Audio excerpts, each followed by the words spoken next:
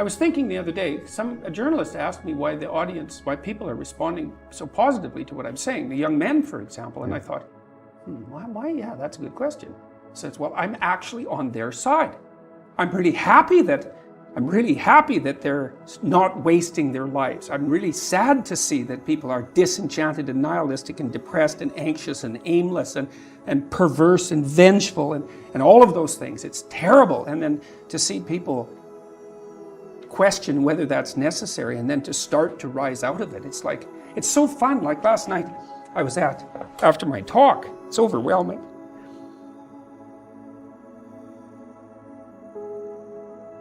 I don't usually think about these things, but I was after my talk last night, and so all these people line up, and they have their 15 seconds with me, and they're kind of tentative. They're excited and tentative when they come up to talk to me, and then they have 15 seconds of time to tell me something. I'm really listening to them, and they're hesitant about whether or not to share the good news about their life, and I think it's often because when people share good news about their life, people don't necessarily respond positively.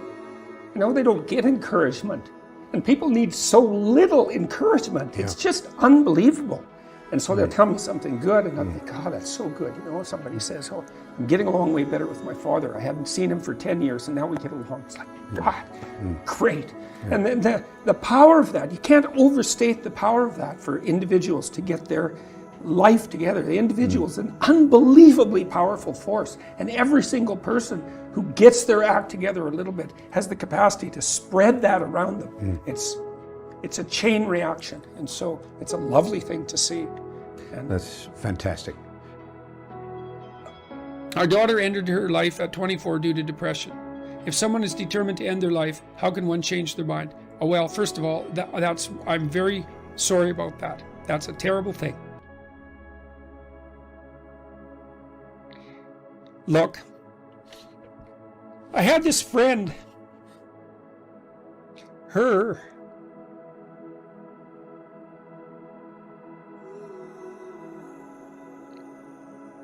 sorry. There's been a lot of depression in our family, so it's a question that cuts close to the bone. Anyways, I had this friend, a friend of my parents, and her granddaughter committed suicide, She was just beating herself up about that. What could have I done? What could have I done differently? This is the problem with suicide. It leaves everybody behind thinking, oh my God, what could have I done? I could have treated the person better. I could have listened. I could have been there. It's like, and she was just beating herself up about this, really feeling that she wasn't a useful person, that she'd failed as a grandmother. She's a really good person, And so I went for a walk with her, and I said, and she's married, and she likes her husband, and he's a really good guy.